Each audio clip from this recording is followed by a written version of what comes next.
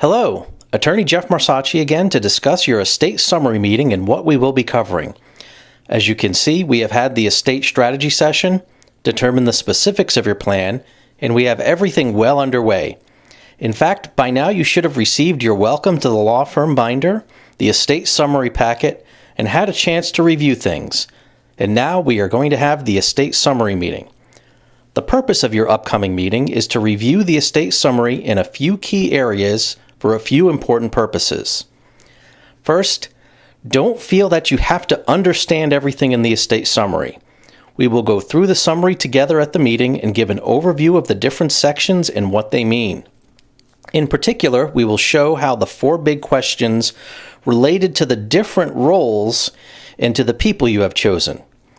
Also realize that it is extremely common for our clients to understand most of the summary but have a few very specific questions.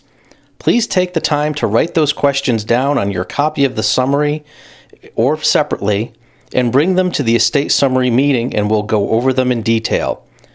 Don't worry about marking up the summary because that's what it's there for. It is a tool to help us make sure everything is correct and understood. Next, we need to make sure that names are spelled correctly since those names will carry through to the documents and everything else that we do together. Please make sure to note any spelling corrections for names in the summary, but there is no need to note a correction each and every place the name appears. Once we know there is a misspelling, we can make sure that it is corrected in all the places it needs to be. Third, don't sweat the exact language at all. The system that generates the summary sometimes appears repetitive and some of the phrases seem a little convoluted. However, this is only a summary and not your estate planning documents. The actual documents will contain language that is actually a little more convoluted in points, but it is actually more clear. The important thing is that you get the gist of what the summary is conveying and that understanding reflects exactly what you want. When we get to the document review stage, you will have an opportunity to review the exact language and ask questions about phrasing and how it impacts your plan. Finally, while the confirmation of information page of the estate summary asks for a signature, there really is no need to sign it if we are holding the estate summary meeting at my office.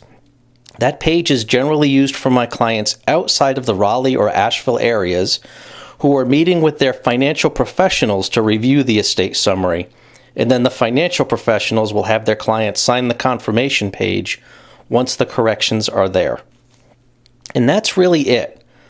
So when you come to your estate summary meeting, please bring your marked up copy of the estate summary with questions and corrections. There is no need to bring the welcome kit we sent you recently, but some of our clients prefer to use that binder to keep their estate planning information organized and in one place until they receive their large big blue binder with the actual documents later in the process. We look forward to seeing you soon.